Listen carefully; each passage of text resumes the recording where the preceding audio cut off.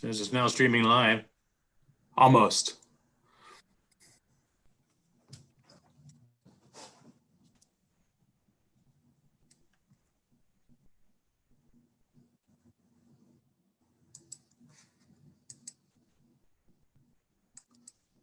Okay, you're now recording. Okay, cool. This is Mayor Bill Pugh. The time is 6:02, and we normally would have started the meeting, but there's a power outage in town, and we lost a significant number of our participants when that happened. And so we're going to fight and wait till they rejoin us, and then we'll begin the meeting.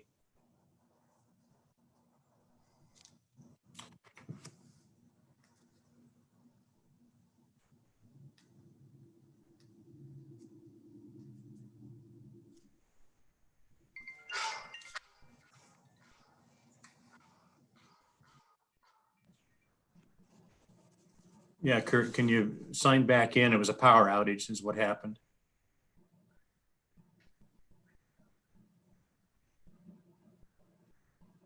Yeah, so as soon as you weren't the only one. We lost 4 members. So when your router comes back on, yeah, just,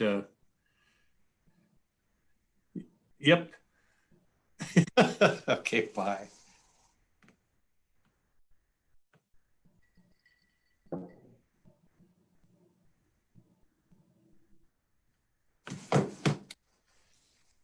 Kurt's router went down when the power went down, so he's waiting for that to come back up too.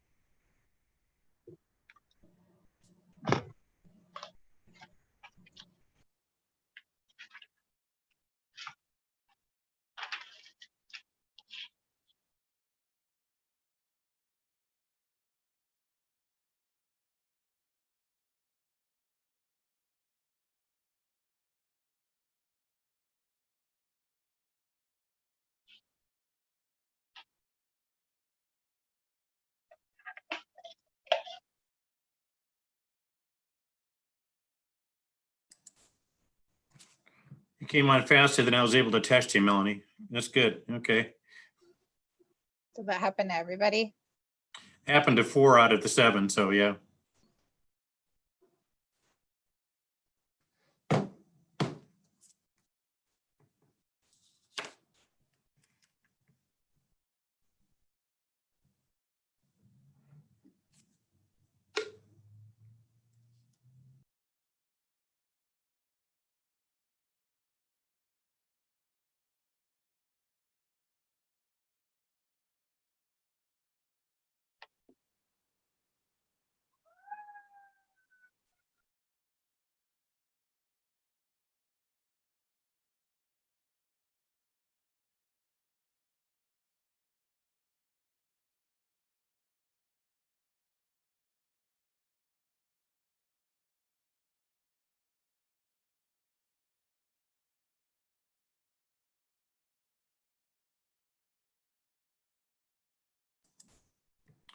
Looks like we're missing Charlotte and Kurt. Kurt's waiting for his router to come back on. I don't know about Charlotte.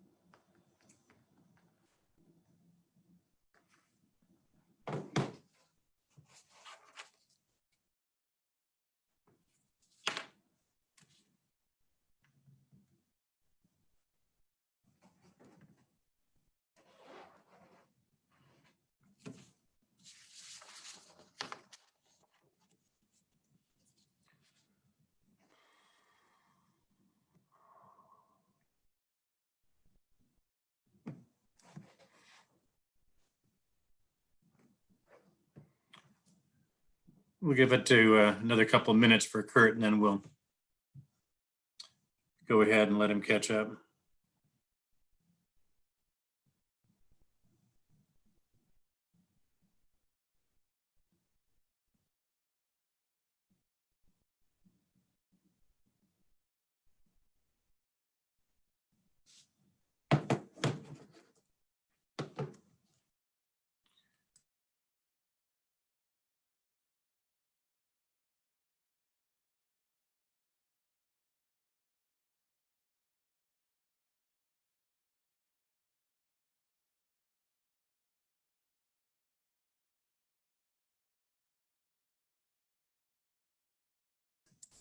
As Kurt put it, he was swimming back to the boat.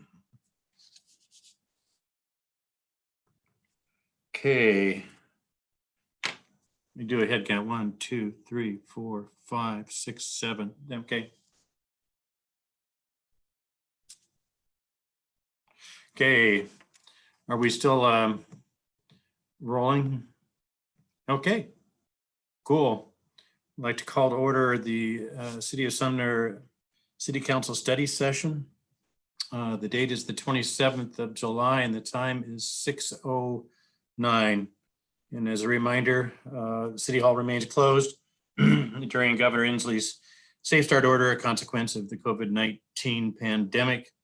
And the public is invited to attend the meeting virtually using the Zoom meeting access information that's on our website and on the meeting notice. And I would note that all council members are present. And with that, we'll move on to regular business. We have 2 items that are on the agenda tonight. One is the equity and diversity discussion follow-up, and the other one is the council budget discussion. As a reminder on the equity and diversity discussion follow-up, is at our last study session, we talked about that and asked for input and ideas. I know Melanie had a number of things that she shared with the group, and thank God I had Jason there to write them down so that I could remember what they were. And I know that Barb, you talked about remembering as part of the diversity, the Hispanic community that we had. And after we left the meeting, we encouraged council members to share any of their thoughts, any information, preferably in writing, but if not in writing, come prepared at this meeting to share some of their thoughts and ideas. And we can talk about them. I don't know if we're going to come out with a direct path forward. This is a very complex issue and a lot of components, but I think it's critical that we keep the discussion going and we get the major issues out on the table so that, we can make, progress, on them. As we said the last time, if there's ever a critical time to be working on race, equity, and inclusion, it is now. It is truly now. So with that, I would open open the floor to other council members to share their thoughts, ideas, comment on, what was said at the last meeting. I'm trying to capture as much information as possible and get an idea of where the council is. So with that, I'm going to shut up and look for either hands raised on their panels, or I could just start calling council members by random too, or you can wave at me, a nice wave, please. Let's get some discussion going.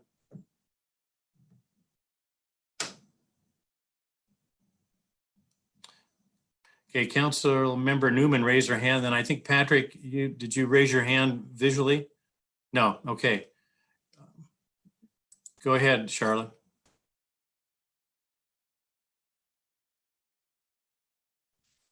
Sorry, I had to unmute. I don't mind, like, I know I'll interject later, but just to help get the conversation going. At the 11th hour, I apologize to Jason. I said, so I have part of my questions and concerns, I have left law enforcement off of this. I think our police department, I'm not on the public safety committee. And I just that's body cam, all of that stuff and training. That's such a broad issue and so specific unto itself I'm not looking to have that kind of, I mean, if other people want to have that conversation tonight, of course, but that's not where my own personal thoughts have gone. I did look back at the staff report in terms of staff training, and I had two questions / concerns. One is that two of for the staff, it's elective instead of mandatory. And that was how to be more inclusive in your municipality with community engagement and public outreach. I think in terms of both equity and inclusivity, and not just that, but good government practices. I feel like for every department that should be mandatory. That shouldn't be the responsibility of one person at the city. Each department, it's my belief that each department should have at least one staff member, if not all of them, participating in that. And quite frankly, I think it would be interesting to offer it as an option to council members. I don't know the details of these trainings, who provides them, whatnot. I don't know if that's an option. I'd be interested in it, but I think at least that needs to be mandatory for at least one staff person in each department. And then also the same thing, how to address microaggressions. When we have an all-white staff, or that's an overstatement, but particularly when the heads of departments, I don't think it should be left up to us to decide which ones are mandatory when it comes to this. I don't think we're going to realize when the microaggressions happen and don't happen. We won't be the first ones to identify that. And so I think, and it's just useful, honestly, especially if that training, my guess is that training is not overly extensive, but could benefit everyone. And I think that would also be helpful to at least make it a cycle where some years, some staff participate in it. It doesn't have to be everyone in the same year, but you have it rolling. I don't think we should assume that we know ourselves or can identify them. The examples that a question I have for staff, which can be answered at another time, is where are we in partnering with the school district? I know that the school district, unfortunately, it waited until it was almost in crisis mode with students of color really being targeted and victims of harassment on a regular, actually daily basis. which kind of caused them to realize that they needed to take steps. I don't know if there's room for us to partner with them, or if their track is so specific that we need to take it upon ourselves to do our own anti-racism work. And one thing I would like to point out, like make clear with everyone, is I view this as not being overtly racist is different than being inviting and welcoming. And I think we need to strive for inviting and welcoming. We have our teenagers, we actually have a much broader level of diversity than what's represented in our last census count. In terms of adults, we have a largely growing Hispanic community. And yet the music we play downtown, there are so many subtle ways where our bias shows. It shows in the music that we pick downtown. It shows in our parades. Do we do any outreach? Like 3 blocks down from where I live is a Spanish speaking only church. Do we do any outreach? Same thing, like I appreciate in our hiring process that we have a triple blind process, but where are we posting our job openings? Also, Arts Commission, like the music, when we have, now COVID has changed all of this, but for example, like I have called Michael Hochstetter and he's been great, and then COVID got in the way, but I wanted to make sure, and I suggested some very family friendly, no swearing, like inspiring movies where the main characters were Latino. Like people need to see themselves represented, and that doesn't exclude everyone else in our population. Like they're great movies and whatnot, but same thing in the bands we hire. This is just so much broader than staff training. And I'll give her a break and let someone else interject if they want, and I'll come back. But I would, because this is so broad, I would like to leave it up to staff for when this happens, like to identify which meetings every month where we have like less intensive subjects. But I would actually like to have, sometimes it could be 5 minutes, but 15-20 minute I would like this added as a subject to at least one study session a month, for at least through the rest of the year, and then we can play it by ear. But there's just so much work that has to be done, both anti-racist work, but conversations where we're just in auto mode and not thinking about not being inviting. Like there's a difference between being polite and being welcoming and being inviting.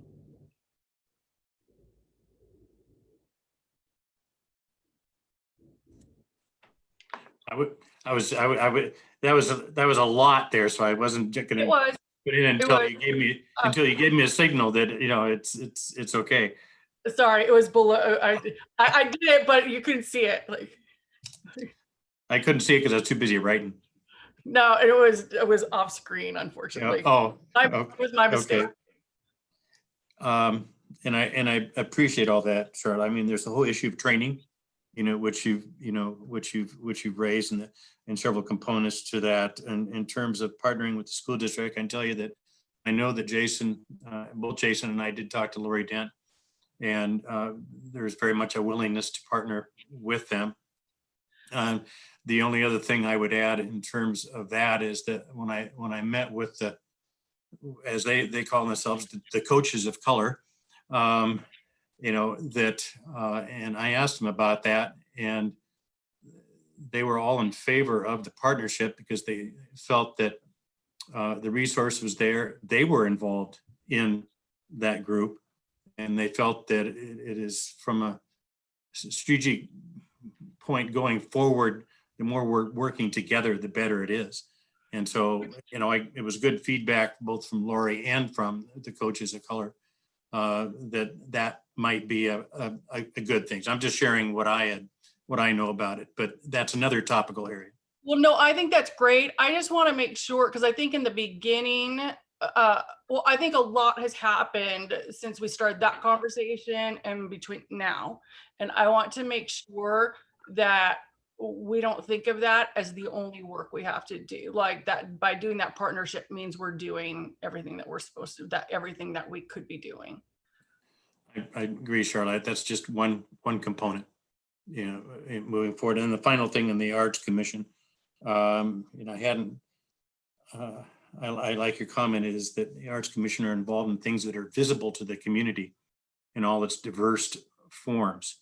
And I think need to have a conversation with them about that in whatever form that is, whether it's movies or whether it's art, or, I mean, whatever it is that they should be putting it in a broader context than what they have. And you got a bunch of left brain people there. So I would hope that they'd be able to come up with some great ideas, on it.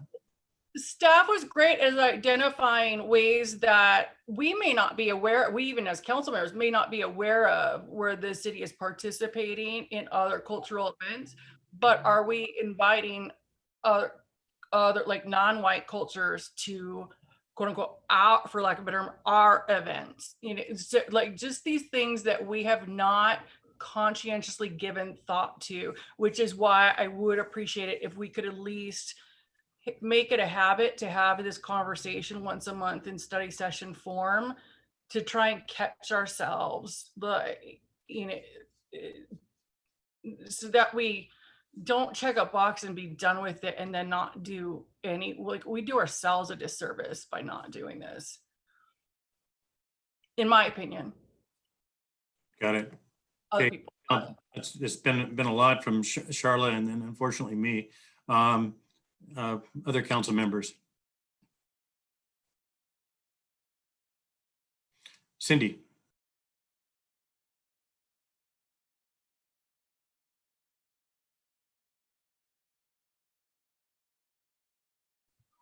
Dang it, I must have been muted. I said some really important stuff there that you all missed.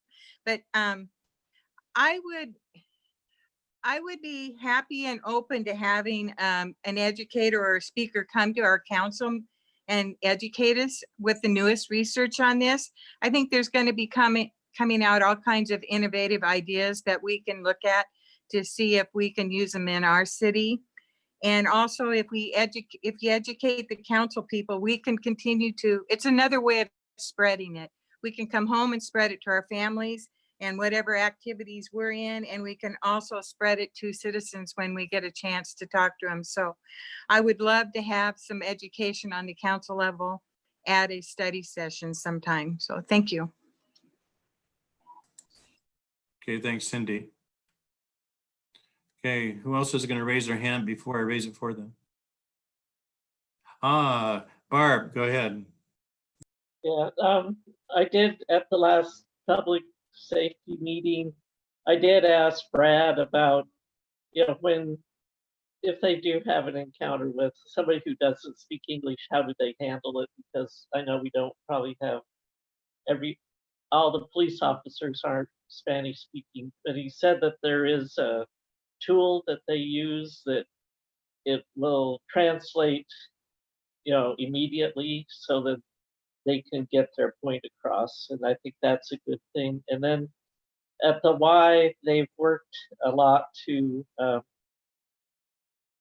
work with the Hispanic community, with health, and they have, when the Y opens again, they'll probably continue their Buena Vida program, which works with families to, help with their health and then also make them feel more comfortable coming to the Y. So I think they have some good people that we could probably work, have their input. And then, we know mainly about the Hispanic community, but are there other cultures that we aren't aware of? Or, I know like in Bonnie Lake, they talk about quite a large Ukrainian community. And so, I think if we can find out more who does live here in Sumner, that would be good. That's it. Okay, thanks, Barb. I'm sorry, I don't see any other hands raised. Oh, Mine's up. good. Yes, it is. Yeah. Congratulations on raising your hand. Well, it was raised before Barb got on there, but I don't know what happened to it. Sure. So, yeah, I would be welcome. I would love to take some kind of watch some kind of educational seminar or speaker or whatever. That would be great. And I do agree with Charlotte on the Arts Commission thing. I think that would be a really cool deal. They could make it more than one night, or they can do it all in one. Let them be the ones to do it, but I think that's a great idea.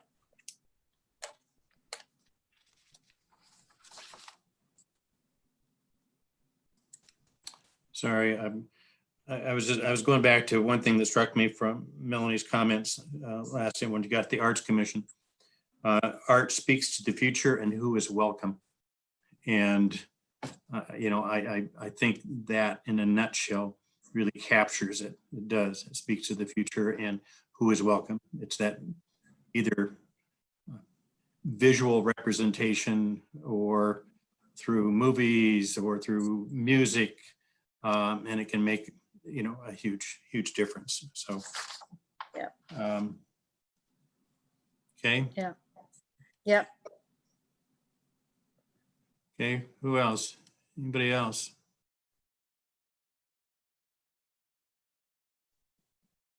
Patrick. Thank you, Mr. Mayor. I was just going to make a couple of comments. First one is back to Charlotte mentioned something about staff training and at least designating somebody from each of the departments, which I do like that idea. It's something I'm familiar with at the state level. Diversity and inclusion training is something that all management folks in my office, at least, are required to go through, and it's not enough, but it's an icebreaker or a door opener, I guess you could call. It gets the conversation started on what other things are next. Another comment was on council training or some type of council awareness exposure. I think that's great. I think that's something that could probably be built into probably a biennial cycle, to where something comes up with the election cycles being split every 2 years, having something on a regular basis with some variety to it, not the same thing every 2 years, but something that continuously evolves.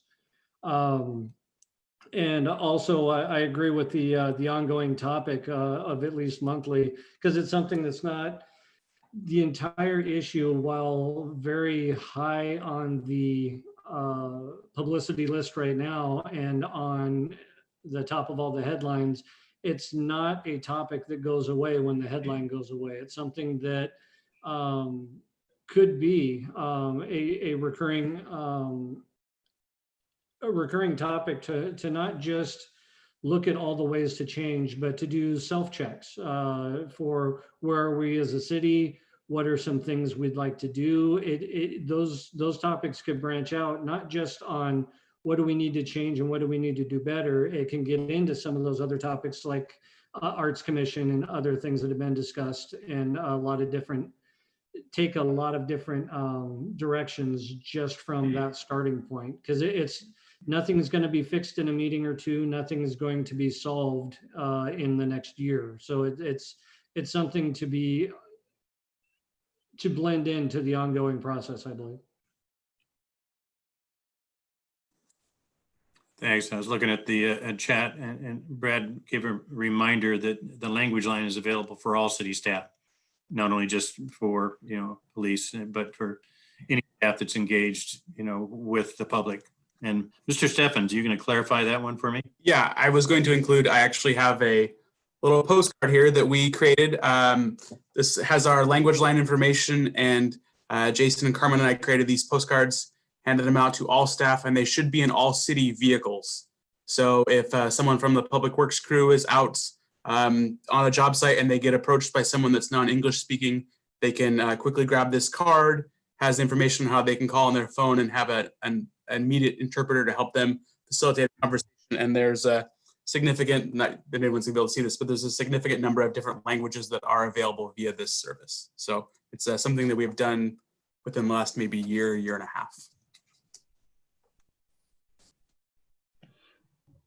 Charlotte, before we get to that, Andrea had her hand raised. Go ahead, Andrea. I just wanted to add on to the tail end of what Jeff just said. It's the same translation service that the court uses for non-English speakers, and it works really well. It's actually another translator on the line that will facilitate the translation. It's not an automatic recording or anything. So it works really well, and it comes in, boy, 100+ different languages. So we found it to be really helpful in court in particular.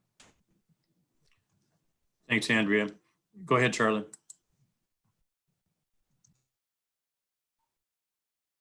Sorry. Yeah. So, Jeff, I was just going to ask if council members if you could send a copy of that postcard or whatever it is to council members, so that way, like any communities that we might be working with, and we're just aware of resources.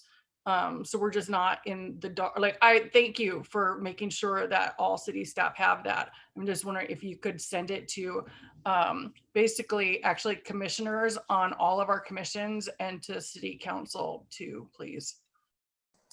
Yeah, certainly we can get a copy out, get the front and back scanned and send it out to everyone, make sure everyone has it. Thank you. I appreciate that. Okay, other council members, comments? Kurt, go ahead. Yeah, every year when I was teaching, we had to watch educational videos, like 15, 20. And so we had tests and we had to interact on. And so education is always good.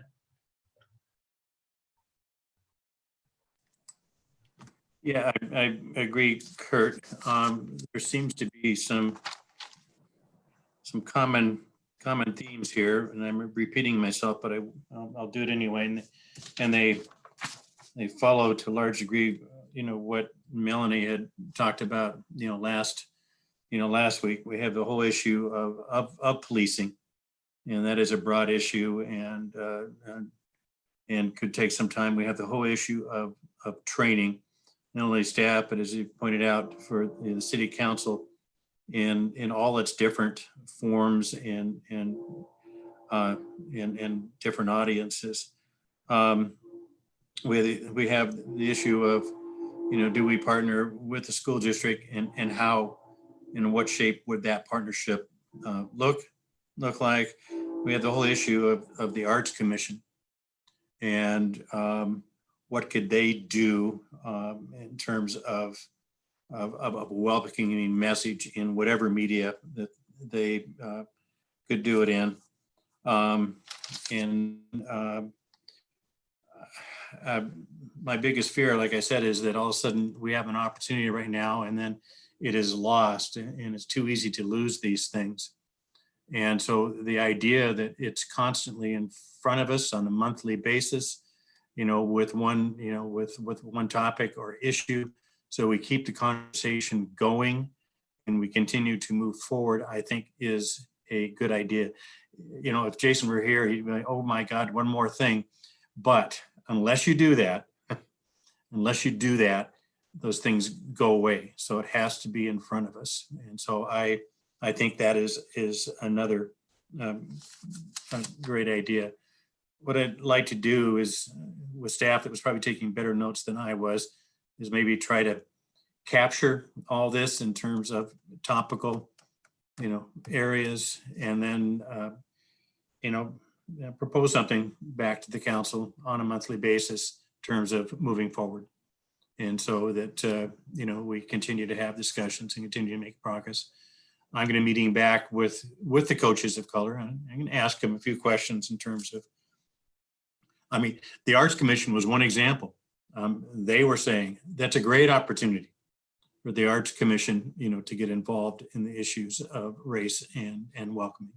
And so, they were right there. So, at this point, let me try to, work with staff and put it together in some kind of format and then bring it back to you. Patrick, go ahead.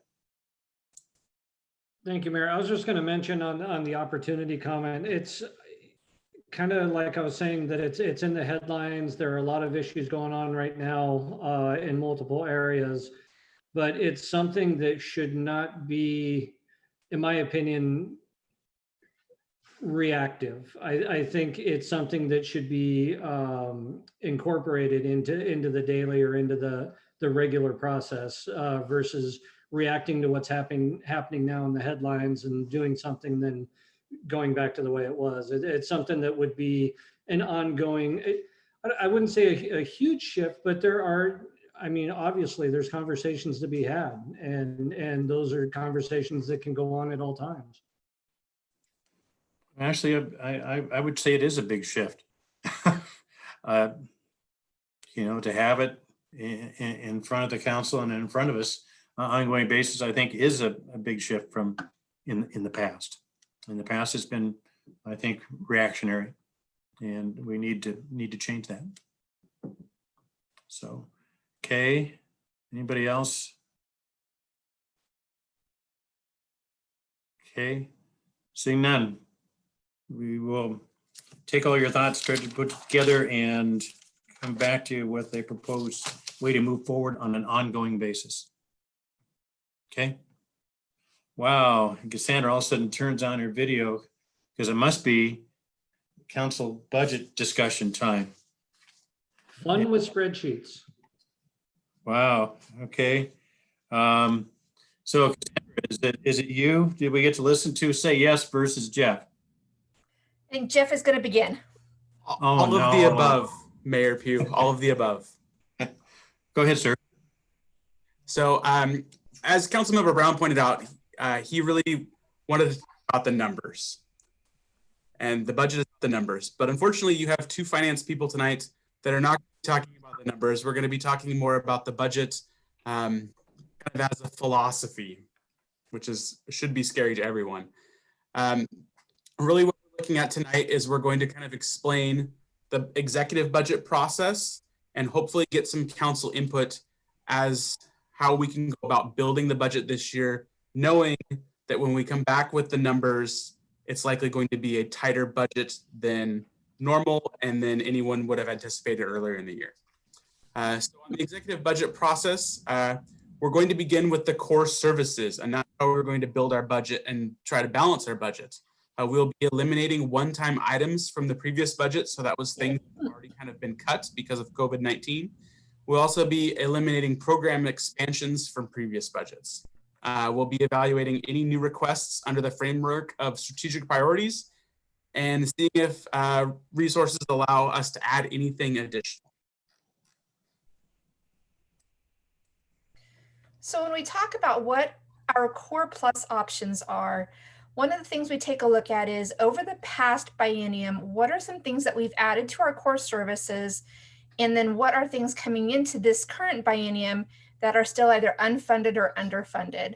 Some of the things that we've identified coming into the 21-22 biennium and that have historically been underfunded are the general fund portion of the Public Works Operations Facility. We know that construction project is a large project on our horizon.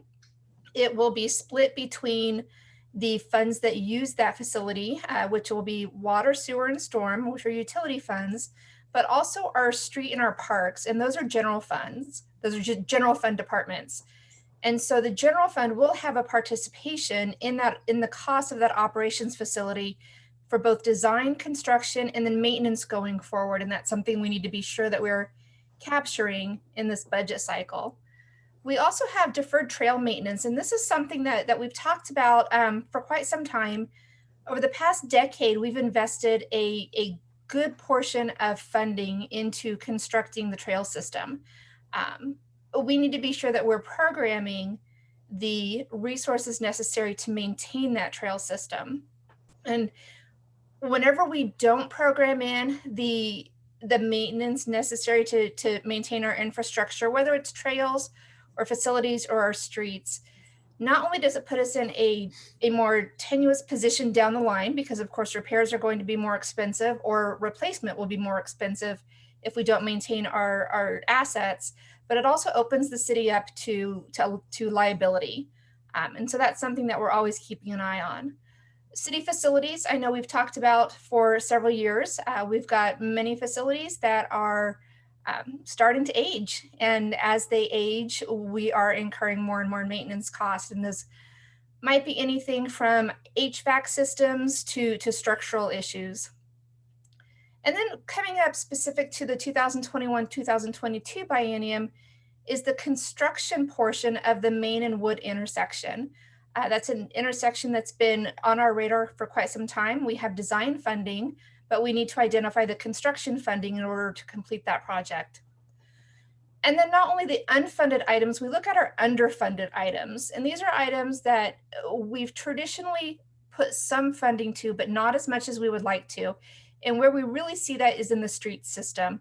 And we've spoken about this in previous biennium as well, where the current funding for street maintenance, and that's our chip sealing, our rehabilitation, crack sealing, pavement markings, thermoplast, etc.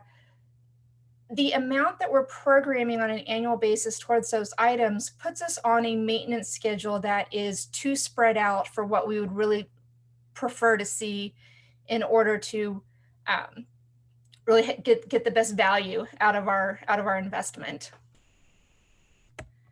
Some of the ways that we've tried to address that in the 2019-2020 budget was an annual transfer to the building reserves. That was an annual transfer of $100,000 to the building reserves. That was out of the property tax levy. And that's one of the items that we'll be stepping back from in the 2021-22 and asking council, is this still a priority? And that'll be all of these items. Transfers to facilities capital. We have programmed $80,000 in the 1920 budget to transfer to facilities. And then there was an additional transfer of $50,000 for the playground replacement fund. That's something that we are always keeping an eye on. We have several pieces of playground equipment that are coming to end of life that we don't have sufficient funding to replace, as well as some of our playgrounds that are underserved, that we need to look at a more capital investment for those locations. The general fund supports the sidewalk program with an annual transfer of $80,000 to the volunteer sidewalk program, as well as $40,000 to our ADA transitions program. And then in the 2019-20 budget, we increased our street rehabilitation and chip seal funding. And then we're also seeing an increasing subsidy to the cemetery fund.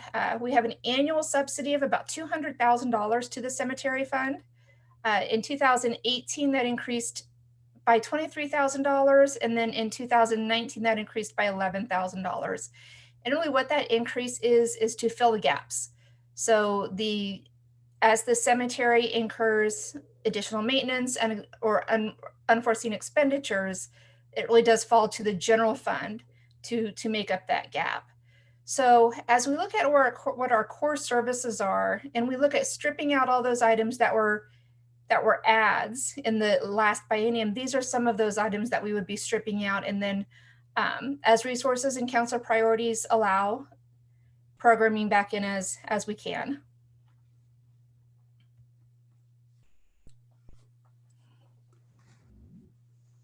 So as always, when we build our budget based on our mission, and that's to provide needed and valued services that promote our sense of community. But it's kind of really what are those things that provide that sense of community? If we can go to the next slide. The council's strategic priorities, again, are the safe and efficient transportation system, protection of water, open spaces, and other natural resources, long-range financial stability to provide a balance of city services, and enhancing community character. So The discussion tonight is based on the council priorities, knowing full well that the core services will take up the majority of our revenues. In helping build this budget, we would like a discussion. Are there any things that you really want to emphasize or focus on when the mayor goes to build the 21-22 budget? And then it's possible that we will be returning back to you with a set of funding options to maybe accomplish some of those priorities if they don't fit in with the normal budgetary framework. And I see Councilmember Reed has a question, but maybe before we go to his question, I've created a quick little poll just so we can kind of start the discussion. The idea is I will publish this poll and select your 3 top budget priorities that are currently unfunded or underfunded. And I will launch this poll and be a little interactive. We'll see how this goes.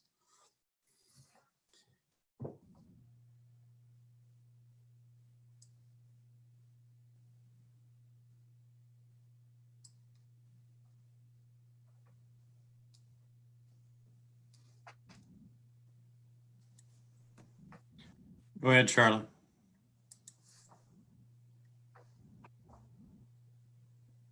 Well, my question was council priorities as of when, but also are of the budget priorities listed, are these the only, can we do an other?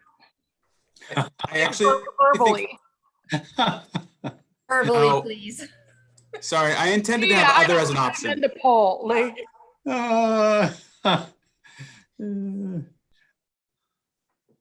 but I did have a question about, so Jeff, if you can read off, I know you've given it to us like more than once, but if you could remind me again, read off the Just go over them, Jeff. existing Certainly. council priorities and also let me know when those were decided, like the last time it was reviewed. Oh, on the previous council priorities, we're back on Cassandra's slideshow. Maybe we can pull them up after the poll. Does that work? Yes, that's fine. Okay. Do you happen to know as of when? I don't know when those It doesn't priorities matter. were set It was a several years curiosity. ago. Okay, thank you. Before you were on the council, Charlotte. You think?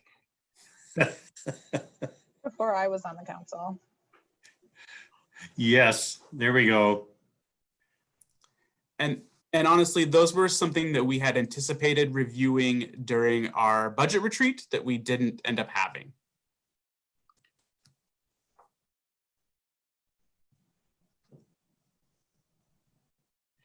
Okay, wait a minute. So are these the only categories that are unfunded or underfunded? Like, I These are- guess, like, so I don't see like public safety on here or, These are not necessarily an all-inclusive list. This is just some of the top things that we grabbed. And we're not going to hold anybody to this. There will be Yeah, after we Charlotte, do the poll. next to the last item was a fill vacant police officer position. I guess that you would probably put that in the public safety category, although it is a specific solution. As that's too specific, like versus body cams or something like. got it. Yeah, I hear you.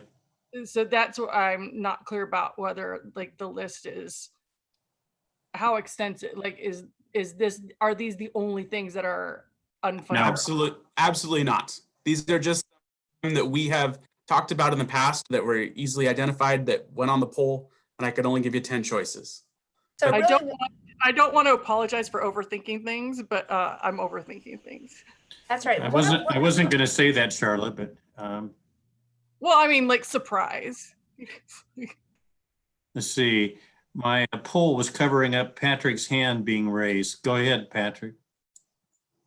Thank you, Mr. Mayor. And this is what I feel is the hard part of the discussion, because we're looking at well, granted, that was just an example of some unfunded items, but I think overall we'll need, and I'm sure Cassandra's there, but keep an eye on how bad is this going to get? And do any of our previous priorities and do any of our previous assumptions even count now? I think that discussion is going to have to be had. I'm a firm believer that you do not do more with less. I think you do less with less.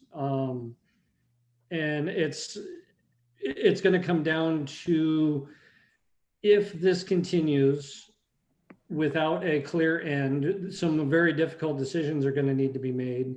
And I think one of those is going, in my opinion, is going to be, what is the priority of city government? What are, and I don't mean in general or specific tasks, what are the core categories that are the priorities of government?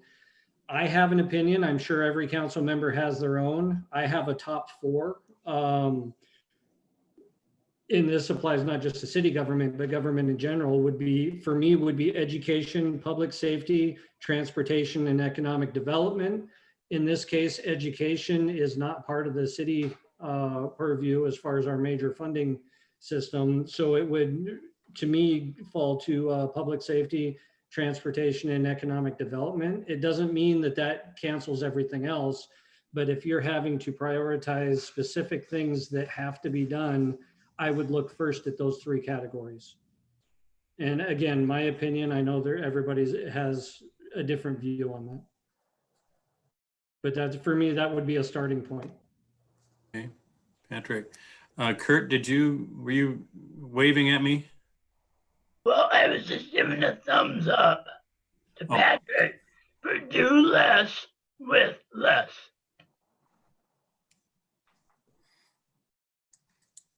Got it. Okay.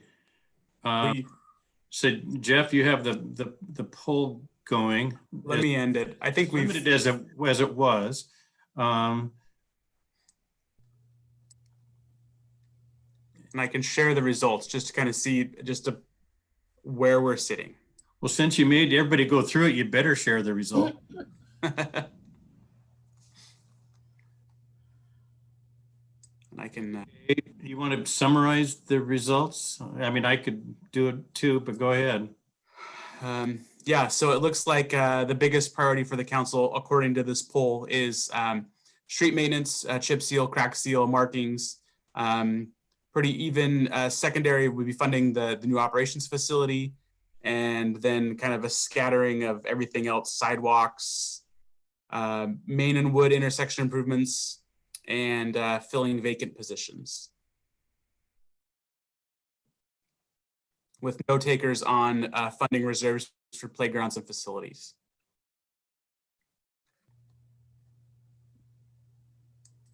Go ahead, Melanie. Thanks. This is helpful. I appreciate these. I appreciate something interactive. I'll just say that for sure. Thank you. And this is always helpful. I guess what I'm not understanding, just from a process side, is one of the council's strategic priorities has been for quite some time an efficient and safe transportation system, which would be exactly what the council just highlighted as street maintenance. And yet every year I've been on council, it has been underfunded. So has that always been the case? I mean, I feel like this is something, as Cassandra alluded to, something sort of formulaic, that we have this many streets, these types of materials, this is the year that they're at, etc., to be able to project out. So I guess I'm asking, where's the gap? And then for the council to figure out, how can we fill that in a sustainable way? So if I may, there's always been a gap because there is one of the policy decisions is how many years cycle do you want to be on as far as your, for instance, chip sealing, overlays, traffic markings, things like that. In order to be on a perfectly ideal, for instance, a 7-year schedule, there would have to be service cuts in the general fund to offset the cost that it would be in order to enable that. And that's really where the policy decision lies, is what is the trade-off to get to the schedule that you would like to see implemented with that infrastructure. So if we did something like raise taxes, we could close that gap and have the ideal maintenance schedule. Is that correct? Partially. I'm not sure. Without a voted property without, for instance, a levy lid lift or a, we no longer really have the option of the transportation benefit district, but you could close a portion of that gap. Thank you. But that really is the policy trade-off, is what your maintenance cycle is versus what the offset is in other programs. Yeah, Melanie, you raise a good point. For years it was, I think, vastly underfunded, and then staff, in particular Public Works, did a lot of work in saying, okay, wait a minute, if we're going to make this sustainable in the future and make it so that we're not faced with major, capital costs down the line, because if you don't do the chip sealing over a certain cycle, you stand a risk of losing a street, in which case it's a lot more expensive to rebuild. So the council in the past made a decision to put more money into it, but unfortunately now we're to the point where revenues, aren't there. So then you're faced with the decision of, do you take it from someplace else, put it back in, or like you're saying, do you raise more revenue to do the same thing so you're not impacting those other programs? Is that okay, Cassandra? If I said anything that's wrong, let me know. Nope, that's perfect. That's something that we have done in the past, back when we had an economic recession, prior to Councilmember Peterson being on the council. We balanced core services by having to make tough decisions and, not doing the level of street maintenance that was probably necessary for 2 to 4 years. And, that just kind of moves the cycle ahead, and then you're constantly playing catch up. The council goal of a safe and efficient transportation system, we all know that that's a larger problem other than just Sumner. So our roads could be paved in gold with no potholes, but it's still not going to fix the traffic problem. So it's kind of figuring out what your expectations are and what we can control. Just to be clear, my expectations are not around traffic. And in fact, I would move that we remove this bullet from priorities. This is strictly around maintaining what we have chosen to build for the city. Same thing with trail maintenance. To me, this is like basic, right? Like, we need our groceries this year. What are we budgeting? But like Patrick said, that's just me. Well, and unfortunately, with the pandemic, that's going to further impact our available revenues for road and street maintenance, because one of the funding sources for that is the motor vehicle excise tax, which is, it's a per capita state shared revenue that comes to the city, and it's based upon the number of gallons sold. And of course, with the pandemic, the number of gallons sold has fallen off of a cliff. So we're estimating almost a $200,000 loss of MVET revenues, which will be a direct impact to our general fund.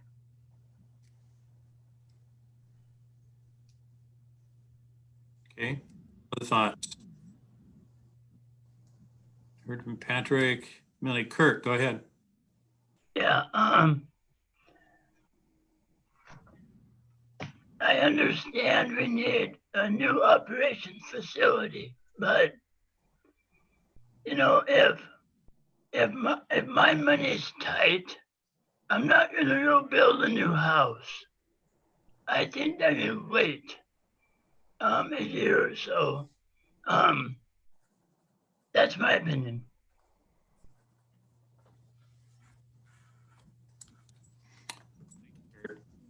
Appreciate it. Okay, other thoughts? Got to be other thoughts out there. Go ahead. We have Charlotte and Cindy. So I would agree with Councilmember Brown, except for that real life scenario, except for that I know someone who did and added solar on, because in the next 10 years, that actually ended up costing them less, like they got money back. And so this is a technical, like, I appreciate the sentiment, but it's a technicality. Like, I want to look about like return on investment. If we're, if everything is leaking or whatever, like, anyway, I view it as like return on investment. That's great, but I don't want to dig into reserves for such a thing. I think it's important to save what's in the bank. I appreciate that.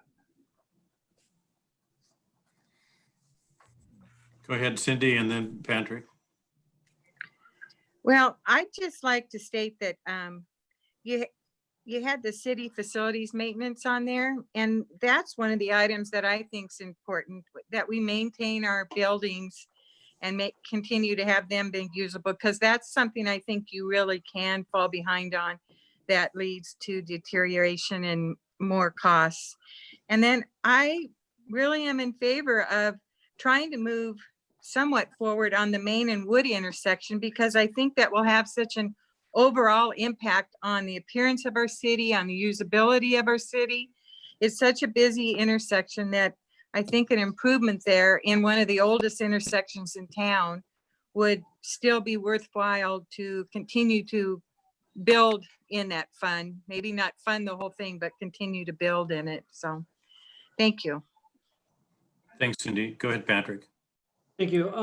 In regards to the capital expenditures on a new operations facility, I still am a firm believer in tying that directly together with the proceeds from the golf course or it sounds like we've already used the Red Apple money, but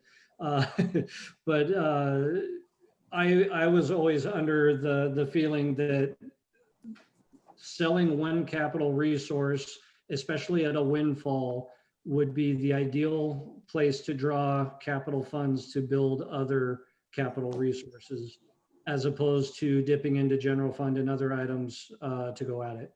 The other one is, I do appreciate the idea of Wood and Main, not only for the usability, like Councilmember Hochstadter was saying, but the fact that it's on its last leg, and it won't be long before Mike is out there with flags directing people. So I think that's definitely whatever opportunities we can find to try and move that forward, not necessarily crashing general fund, but whatever grants and everything else that I know is already in place or in process. The other one is I submitted some information to staff, albeit late, but it was the suggestion of releasing up to half of the council directed fund, not the emergency fund. I don't think we should touch that yet. But we have a very healthy council directed fund that does not have a purpose or designation to it. And I think that that is something that for one-time use for some of these projects or some of these items, whether it be, to me, my suggestion included a stimulus to public safety and transport or streets and sidewalks specifically, and utilizing some of those funds towards those items. It's not a fix-all, but it does help keep things moving forward and help keep that cycle in control, kind of like what we've been talking about as far as the maintenance cycle. And it still leaves a healthy dollar amount in that fund for other things should they come up, or should we be having this discussion again in 12 months and looking at what other adjustments need to be made. Not only would it leave a healthy balance, but it would continue to grow between now and then. So those were just some of my suggestions. Thanks, Patrick. Other council members? Is that you, Barb? Okay, got it. Go ahead, unmute yourself. I get it. And so I think that the Main and Wood is a important intersection, because in the next 2 years or 3 years, there'll be a lot of construction going on with the high school improvements. And I was wondering, like, when you get the, for example, today, St. Andrews came in and paid like over $100,000 for their building permit. So where do those funds go? You know, what are they used for? And, you know, are we going to see any more, you know, projects happening in the city? And then we do need to be, there's not an end date for when the COVID-19 effect will be happening because, we aren't, like somebody said yesterday, that next July is when, like they would be expecting the public event. I can't remember what it was, but, I think initially we thought it was going to be months, and now it would probably be at least a year. So we've already seen quite an effect on the income, from sales tax and things like that. So how long are you projecting this downturn of the money coming into the city?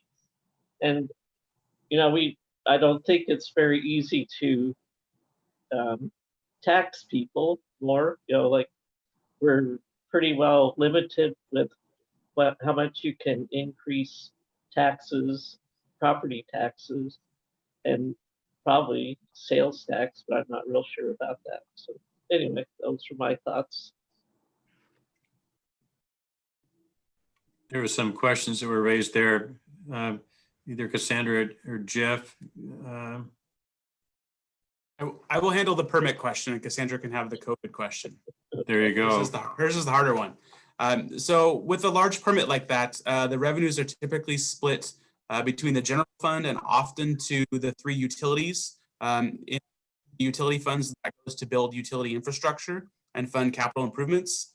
In the general fund, it would just go in and fund various general fund items. Okay.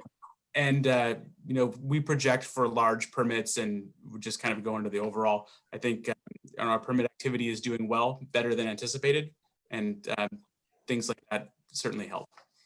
Oh, okay. Just to add on to that before you get into the one that's going to tell us the future, is that there are traffic impact fees, that are typically paid by any type of project that generates additional activity.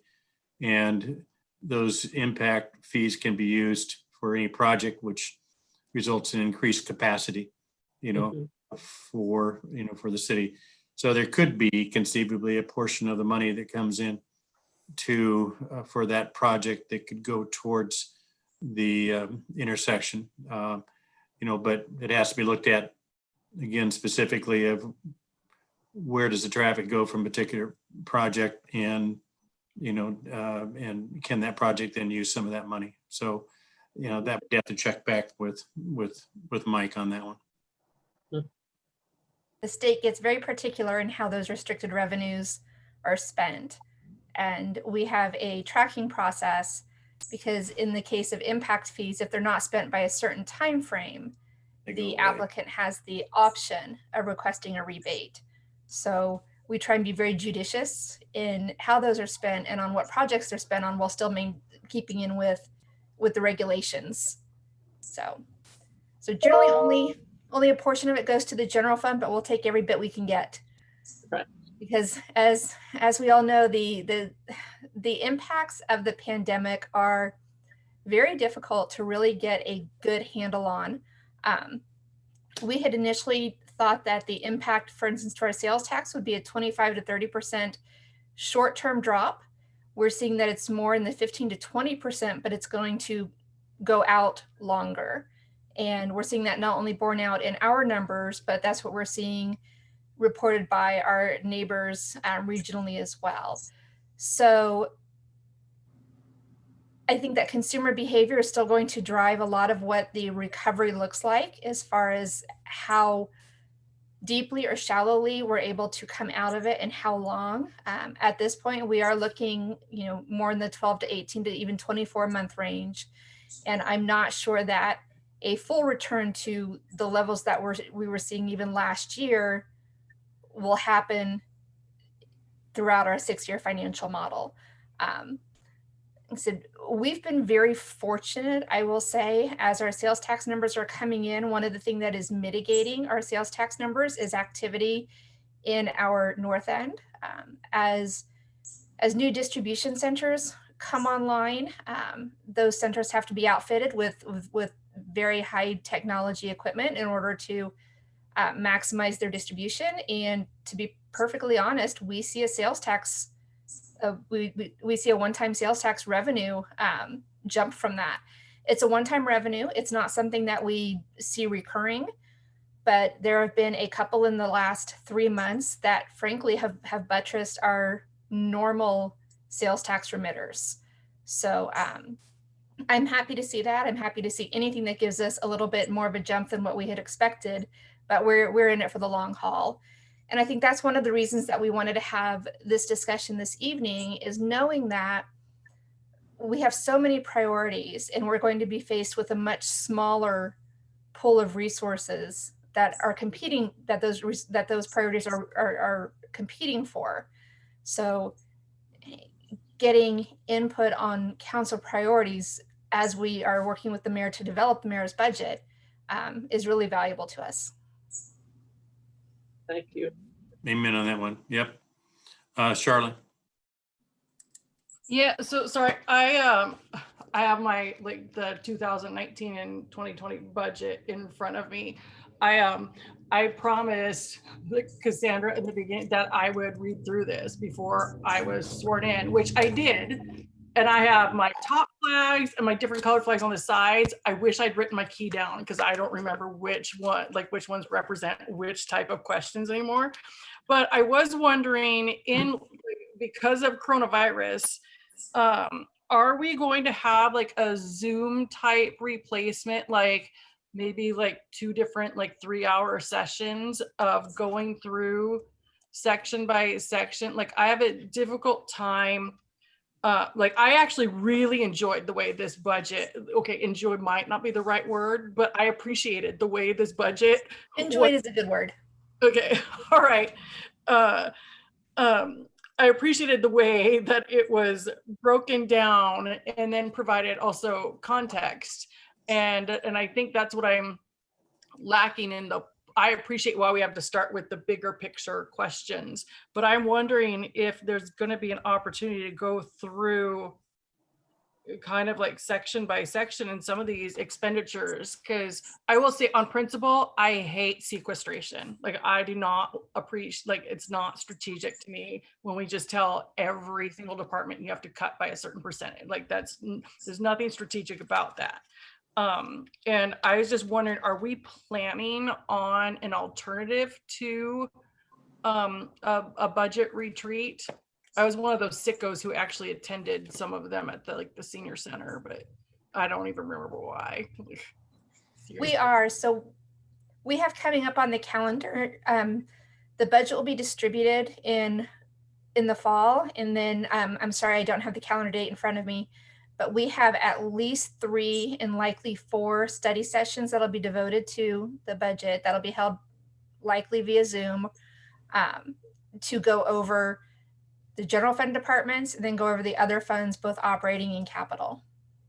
And then we're always willing to go into more in-depth detail at the finance committee level. So which I appreciate, or even individually. So you give Cassandra and I an opportunity, and especially Cassandra, and she will love to fill your evening with budget talk. True story. Done. And spreadsheets and we're gonna have Kathy, then we'll go to Cindy. Go ahead, Kathy. Okay, there's so many things on the list and I think every one of them are really important.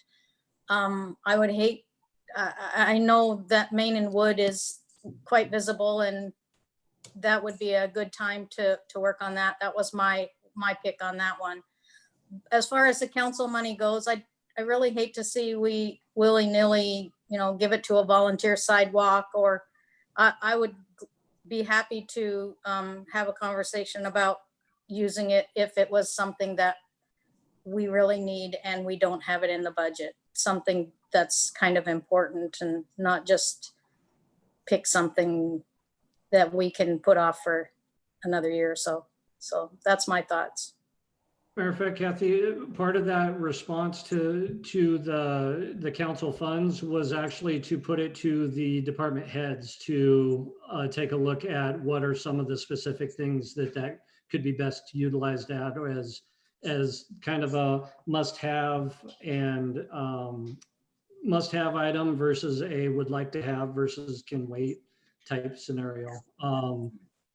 But at the same time, not necessarily replacing general fund money to be used somewhere else. This would be specifically to boost those street programs and public safety, meaning that could mean a number of different things. And I leave that to Brad to take a look at, whether that's crime response, crime prevention, traffic enforcement, things like that. What are the things that are needed the most based on the numbers and things that are coming in?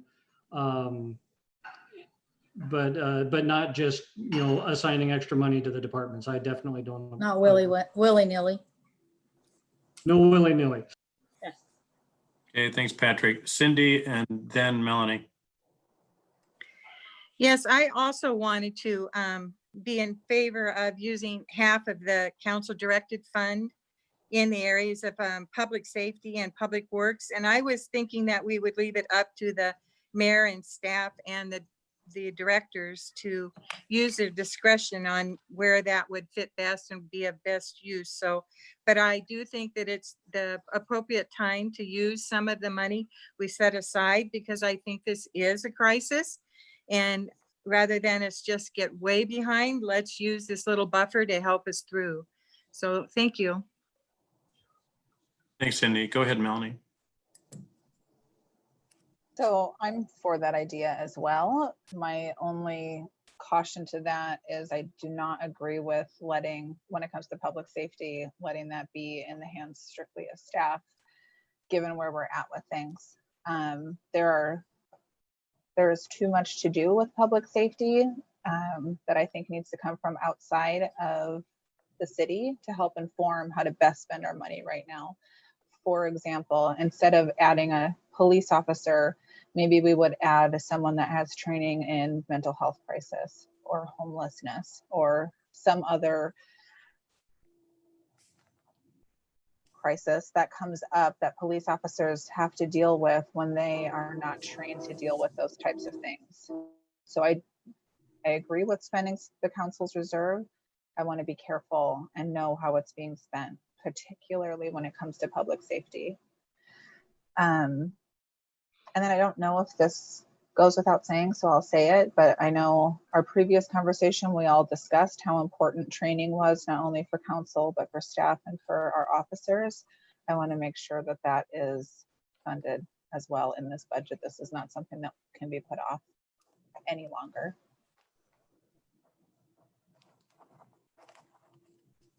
Thanks, Melanie. Okay, Charlotte.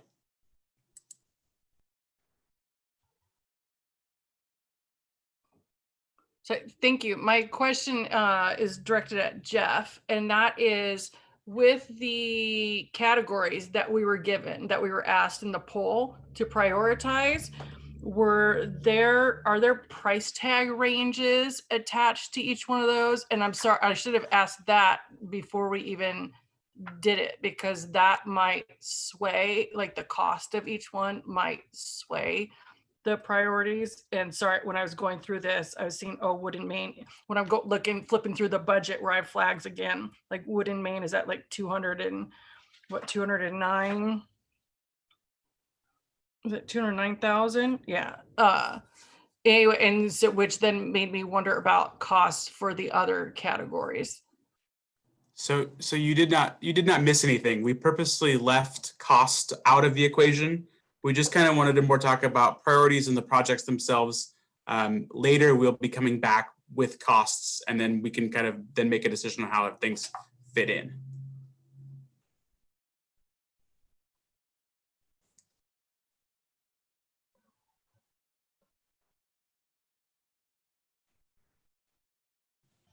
Mayor, you're muted. Yeah, Mr. Brown. Yeah, Ms. Newman will like this one, but I don't like taking out of savings until I have money figures from Mr. Steffens or Raymond, and then make a decision. My wife says I'm a tightwad. Well, maybe I am, but I need a lot of information. Thank you, Kurt. Very well stated. There's a broad range of dollars involved in those various items. Patrick.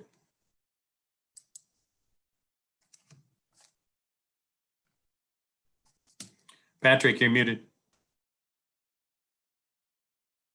I fully agree with Councilmember Brown and Hayden about no willy-nilly. It definitely would have to be something I clearly identified and marked in my opinion, and able for council to review to make sure that that's something that we want to use those funds for, because we have them there to spend and it continues to grow. And we didn't have a designation for it in the beginning. So it's a good opportunity to utilize some of those funds on things that do need to be done. Okay. Go ahead, Kurt. Another thing, we don't know how long the epidemic is going to be with us. So if we start throwing out the money now that we saved, we may need it later. When the shit hits the fan. That one too. Okay. Cindy, go ahead. Well, on the point of the council directed fund, that would just be a one-time money that could be used, and it probably wouldn't be a large amount considering what things actually cost. So I would have trust in the police chief and the public works director to figure out where that could be used, because we could never fund an employee where an employee is an ongoing cost, and other things that would have continual cost associated with them. What I look at it as is we could put in a boost for important objects, like if we did want to buy, I have no idea, a body cam or those type of items. I want the people that are closest to it to make those decisions and bring it up to us, but have the experts make the decisions where this one-time money could be used. Okay, I guess that's it. Thank you.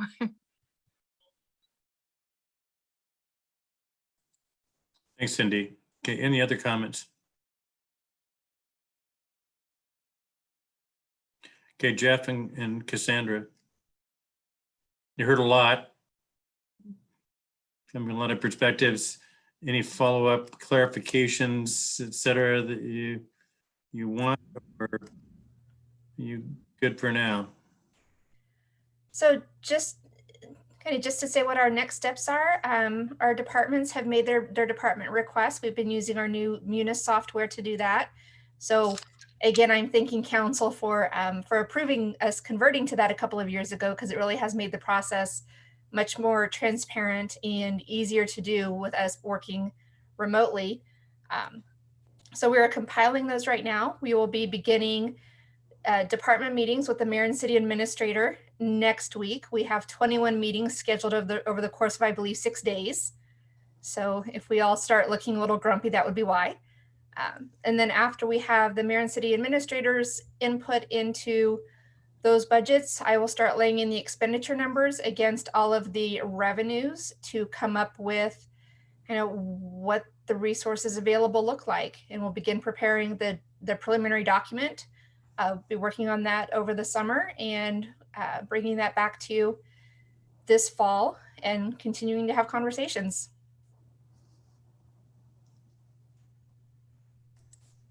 Okay. Any final comments from anybody? Let's see, it is 92 degrees outside. I don't think I'll go home and paint. Anything else?